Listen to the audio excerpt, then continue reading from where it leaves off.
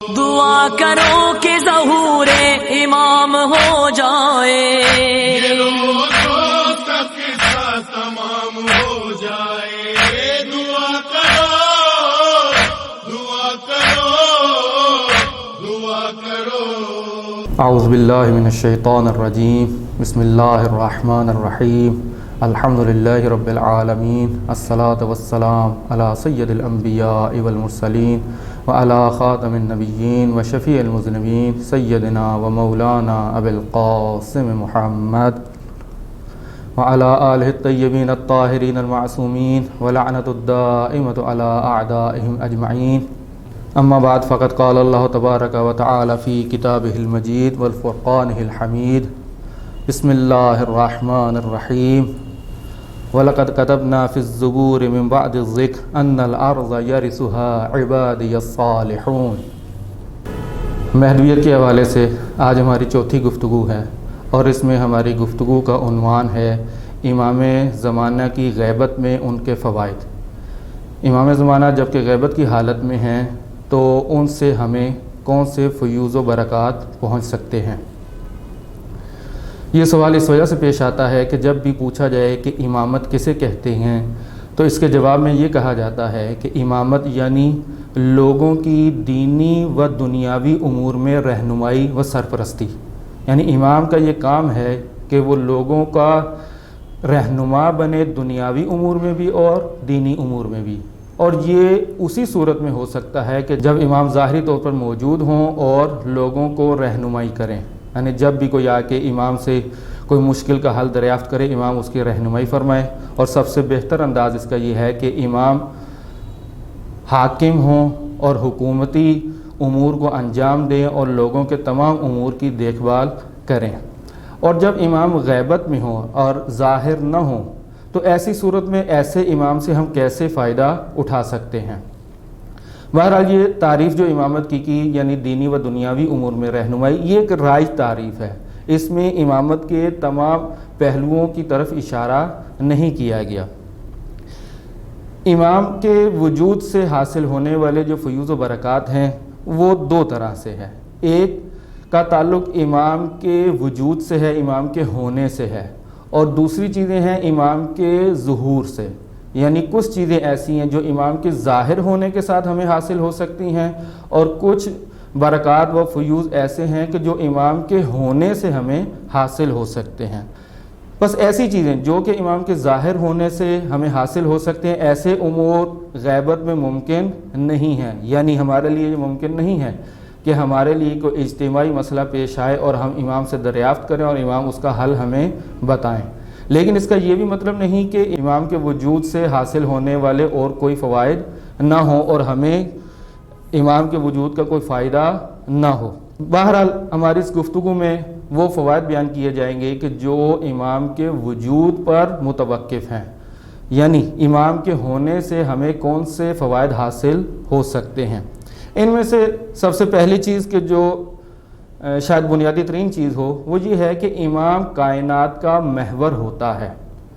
امام کے بغیر یہ کائنات چل نہیں سکتی، اور اس کے بارے میں متعدد روایات ہمارے متون میں بیان ہوئی ہیں،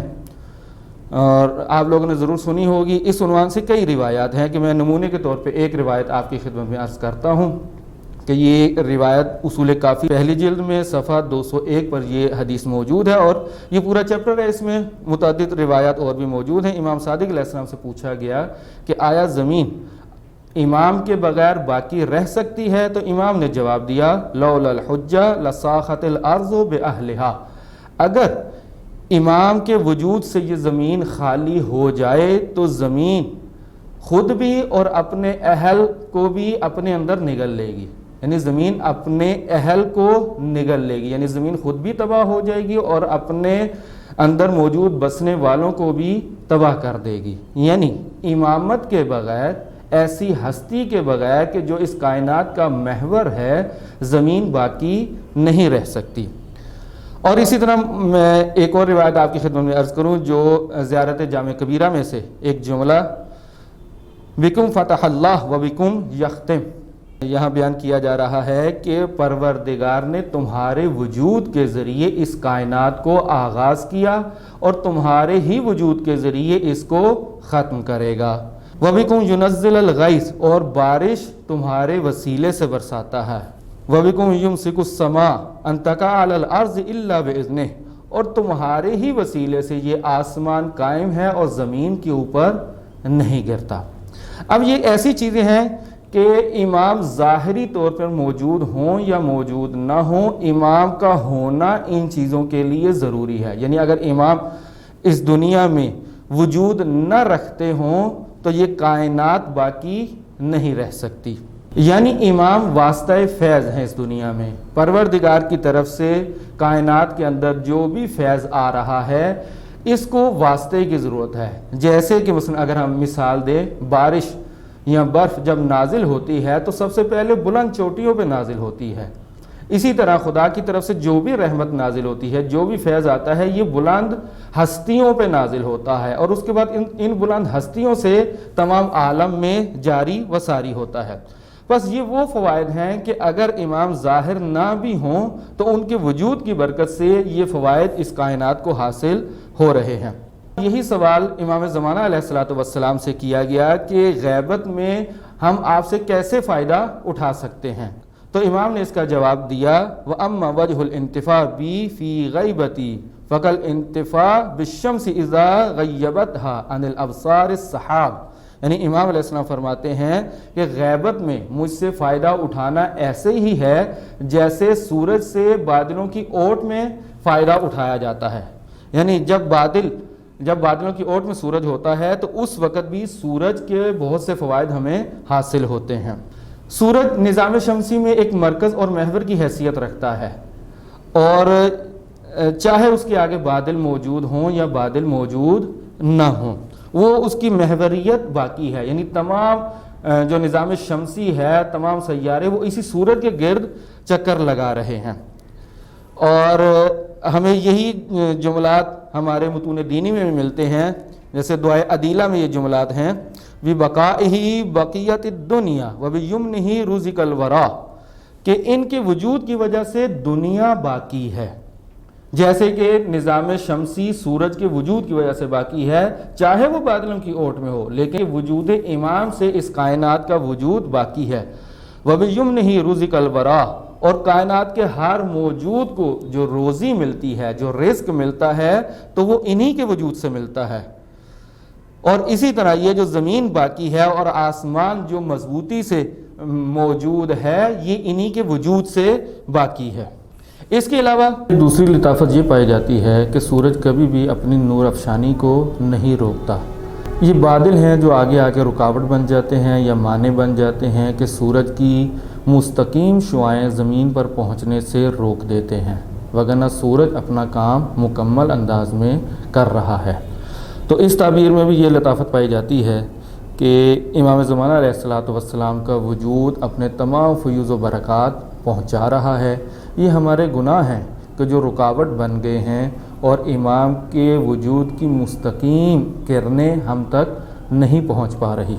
اس میں ایک اور لطافت یہ پائی جاتی ہے کہ اگر سورج بادلوں کے پیچھے آ جائے اور انسان کے اندر یہ قابلیت یا یہ صلاحیت پائی جاتی ہو کہ وہ کسی بھی ذریعے سے ان بادلوں سے اوپر چلا جائے، یعنی اگر انسان ان بادلوں سے اوپر چلا جائے تو وہ سورج کو ایسے ہی مشاہدہ کرے گا کہ جیسے بغیر بادلوں کے مشاہدہ کر رہا ہے۔ بس اس میں رکاوٹ ہم لوگ ہیں، وگرنہ سورج کی طرف سے کوئی بھی رکاوٹ نہیں، وہ اپنی نور افشانی مکمل انداز میں کر رہا ہے۔ اسی تعبیر کے اندر جو اور خصوصیت پائی جاتی ہے وہ یہ ہے کہ سورج اگرچہ بادلوں کی اوٹ میں چلا گیا ہے اور اس کی مستقیم کرنیں زمین تک نہیں پہنچ پا رہی یا وہ مکمل طور پہ اس کی تمازت ہم تک نہیں پہنچ پا رہی، اس کے باوجود سورج کی جو حرارت ہے اور سورج کی وجہ سے جو زمین کی کارکردگی ہے، جو نباتات نے اپنی غذا بنانی ہے، وہ اپنا کام کر رہے ہیں۔ اور اگر یہ سورج کسی بھی وجہ سے حتیٰ بادلوں کی اوٹ میں بھی نہ رہے تو زمین کے اوپر اتنی ٹھنڈک ہو جائے گی کہ زمین کے اندر بسنے والے تمام جاندار وہ زندہ نہیں رہ سکیں گے. تمام جانداروں کے لیے اتنی ٹھنڈک ہوگی کہ وہ اپنا وجود باقی نہیں رکھ سکیں گے. یعنی زمین پہ اتنی ٹھنڈک ہو جائے گی کہ نہ کوئی نباتات نہ کوئی جاندار باقی رہے گا، اور زمین کے تمام جو جانداران ہیں وہ اس دنیا میں تباہ ہو جائیں گے. بہرحال اس تعبیر کے اندر جو فائدہ ہمیں دیکھنے کو ملتا ہے، اور امام زمانہ علیہ الصلوۃ والسلام سے یہی فائدہ ہم اس غیبت کے دور میں بھی اٹھا رہے ہیں، وہ یہ ہے کہ سورج بالآخر موجود ہے، امام زمانہ کا وجود بالآخر موجود ہے، اور ہم جس حد تک ہمارے لیے ممکن ہے ہم اس سے فائدہ اٹھا سکتے ہیں. اسی ضمن میں آپ کی خدمت میں عرض کریں کہ شیخ مفید کو امام زمانہ علیہ الصلوۃ والسلام کا ایک خط موصول ہوتا ہے، یعنی توقیہ شریف میں ان کے لیے اپنے شیعوں سے امام اس خط میں اس طرح سے خطاب فرماتے ہیں کہ ہم نے ہرگز تم کو اپنے حال پر نہیں چھوڑا ہے اور ہرگز تمہیں نہیں بھولے. اگر ہمیشہ ہماری توجہ نہ ہوتی تو تم پر بہت سی سختیاں اور بلائیں نازل ہوتی اور دشمن تم کو نیست و نابود کر دیتے. یعنی امام یہاں پہ بیان کر رہے ہیں کہ ہم ہر وقت اپنے شیعوں کے حالات سے باخبر ہیں اور انہیں مشکلات سے نجات دے رہے ہیں. امام کے وجود کا جو اگلا فائدہ ہے جو ان کی غیبت میں بھی ہم تک پہنچ رہا ہے وہ یہ ہے کہ امام کے وجود کی برکت سے امید کی کرن ہمارے اندر موجود ہے.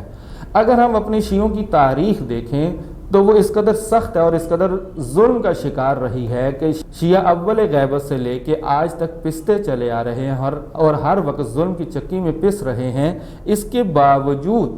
تشیع کے اندر ایک امید کی کرن باقی ہے کہ جو فی الواقع کسی بھی انسان کی زندگی کا سرمایہ ہوتا ہے. اگر انسان کے اندر سے امید ختم ہو جائے اور وہ مایوسی کا شکار ہو جائے تو وہ دنیا میں کبھی بھی کوئی کام نہیں کر سکتا. امام کے وجود کی برکت سے تشیع کے اندر یہ امید باقی ہے کہ ہمارا والی و وارث موجود ہے جو ہمیں ان مشکلات سے نجات دے سکتا ہے، جس کی وجہ سے شیعہ معاشرے آج تک اتنے ظلم کے باوجود تباہ نہیں ہوئے بلکہ مضبوطی کے ساتھ اتحاد اور اتفاق کے ساتھ قائم و دائم ہیں. اگلا فائدہ جو امام کی غیبت میں ہم اٹھا رہے ہیں وہ یہ ہے مکتب کی پائیداری. کسی بھی ہم انقلاب کو اگر دیکھیں، کسی بھی حکومت کو ہم دیکھیں، اس کے اندر مختلف قسم کی مشکلات پیش آتی رہتی ہیں. ایسے مقام پر ایک شائستہ اور ایک لائق رہبر ہوتا ہے کہ جو انہیں دشمن کی سازشوں کی طرف متوجہ کرتا ہے اور انہیں ان کا بہترین حل بتاتا ہے. بس امام زمانہ کا وجود بھی ہمارے لیے اس برکت کا باعث ہے اور ہمارا مکتب باقی ہے کہ جب بھی دشمنوں کی طرف سے کوئی خاص سازش ہوتی ہے تو امام ہماری رہنمائی فرماتے ہیں. اور تاریخ میں اس کا ایک بہترین نمونہ جو ہمارے پاس موجود ہے کہ نمونے کم نہیں لیکن ایک معروف نمونہ آپ کی خدمت میں عرض کروں، وہ بحرین کے شیعوں کا ایک واقعہ ہے کہ جو بادشاہ بھی کسی حد تک متعصب تھا اور اس کا ایک متعصب وزیر تھا جو شیعوں کو اپنی سرزمین پر دیکھنا پسند نہیں کرتا تھا. ایک مشہور واقعہ وہ اناروں والا کہ اس نے اپنے بادشاہ کے سامنے ایک دفعہ ایسے انار پیش کیے کہ جن کے اوپر خلفاء کی وہی ترتیب جو اہل سنت کے ہاں رائج ہے وہی ترتیب اس کے اوپر لکھی ہوئی تھی، اور ایسا محسوس ہو رہا تھا کہ وہ طبی انداز میں انار کے اوپر یہ ترتیب شدہ یہ اسماء لکھے گئے ہیں یا اس کے اوپر موجود ہیں. بادشاہ نے کہا کہ اب کیا کیا جائے؟ وزیر نے کہا کہ یا ان سے جواب طلب کیا جائے یا انہیں مثلا جزیہ دینے پہ مجبور کیا جائے. اگر یہ کوئی مناسب جواب نہیں دیتے تو یا یہ جزیہ دیں یا ان کو ہم قتل کر دیں اور ان کی عورتوں اور بچوں کو ہم اسیر بنا لیں، انہیں اپنی کنیزی میں لے لیں. اب شیعہ علماء کو بلایا گیا اور انہیں انار دکھایا گیا. شیعوں کے لیے بھی مشکل وقت تھا. ان کو 3 دن کی مہلت دی گئی کہ آپ 3 دن کے اندر یا تو اس کا ایک مناسب جواب لے کے آئیں یا ہماری سرزمین کے اوپر جزیہ دے کے رہیں. جزیہ ایک ایسی چیز ہے کہ جو عام طور پر مثلا کفار سے لیا جاتا ہے. حکومت اسلامی غیر مسلمانوں سے جزیہ لیتی ہے جس کو ہم آج کی رائج زبان میں ایک ٹیکس کہہ سکتے ہیں کہ جو ان سے لیا جاتا ہے اور ان کو تمام اسلامی حکومت میں جو سہولیات ہوتی ہیں وہ انہیں فراہم کی جاتی ہیں. اور کسی حد تک اس میں ایک تحقیر کا پہلو ہے، یعنی شیعوں کے لیے یہ تحقیر کا پہلو اس میں رکھا گیا کہ یا تو جزیہ دیں تو یا ان کو قتل کر دیا جائے. ایسے میں شیعہ جب پریشان ہوتے ہیں علماء مل کے بیٹھتے ہیں اور ایک نتیجے پہ پہنچتی ہے کہ ہم ایسا کرتے ہیں کہ اپنے درمیان میں سے پاکیزہ ترین جو لوگ ہیں ان سے یہ درخواست کریں کہ وہ ساری رات جاگ کے عبادت کریں اور اپنے امام کے حضور میں استغاثہ پیش کریں اور انہی سے اس مسئلے کا حل معلوم کریں کہ ہمارے بس میں اس مشکل کا کوئی حل موجود نہیں ہے۔ بالآخر ان کے درمیان میں سے پہلے 10 متقی پرہیزگار علماء کا انتخاب کیا جاتا ہے اور ان 10 میں سے بعد میں 3 پاکیزہ ترین علماء کا انتخاب کیا جاتا ہے۔ پہلی رات گزر جاتی ہے، وہ زارو کتار وہ روتے ہیں، گریہ وزاری کرتے ہیں، اپنے امام کو یاد کرتے ہیں، رات گزر جاتی ہے۔ دوسری رات دوسرا شخص جاتا ہے، تیسری رات تیسرا شخص جاتا ہے جس کا نام تاریخ میں محمد بن عیسیٰ آیا ہے، یہ شخص جاتا ہے اور ساری رات، یہ آخری رات اور تیسری رات ہے، یہ ساری رات عبادت میں مصروف ہے، زارو کتار گریہ کرتا ہے اور اپنے امام سے استغاثہ کرتا ہے۔ بالآخر ایک شخص اس کے پاس آتا ہے کہ اس کو چونکہ معلوم نہیں ہے کہ وہ کون ہے، وہ آتا ہے، یہ کہتا ہے کہ تم میرے پاس کیوں آئے ہو، میں اس وقت مشکل میں ہوں اور مجھے اس وقت میری عبادت میں خلل پیدا نہ کرو۔ وہ شخص کہتے ہیں میں وہی ہوں جسے تم بلا رہے تھے، اب بتاؤ تمہاری مشکل کیا ہے۔ یہ شخص کہتا ہے کہ اگر آپ وہی ہیں تو آپ مشکل بھی جانتے ہیں، آپ ہمارے اس مشکل کا حل بیان کر دیں۔ تو وہ بالآخر امام زمانہ علیہ السلام اس کے پاس آتے ہیں اور اس کو اس مشکل کا حل تفصیلی انداز میں بتاتے ہیں کہ تم بادشاہ کے ساتھ، وزیر کے ساتھ اس کے گھر میں جاؤ، اس کے گھر کے فلاں تہ خانے کے اندر، فلاں الماری کے اندر مٹی سے بنے ہوئے سانچے موجود ہیں جس کے اوپر اس نے یہ اسماء کندہ کیے ہیں۔ جب انار چھوٹا ہوتا ہے تو یہ سانچہ اس کے اوپر چڑھا دیتا ہے اور جب انار بڑا ہوتا ہے تو ایسا محسوس ہوتا ہے کہ انار کے اوپر قدرتی طور پر یہ اسماء کندہ کیے ہوئے ہیں۔ بالآخر ایسا ہی ہوتا ہے، اگلے دن وزیر اور بادشاہ کے ساتھ اس گھر میں جاتے ہیں اور سارا مواجرہ جب افشا ہوتا ہے تو وزیر اس میں رسوا ہوتا ہے اور شیعوں کی اس میں ایک عزت اور توقیر کو حاصل ہوتی ہے اور نتیجتاً یعنی وہ جو مشکل اہل تشیع کے اوپر آئی تھی، بحرین کے شیعوں کے اوپر، وہ مشکل امام زمانہ کے وجود کے ذریعے سے برطرف ہوتی ہے۔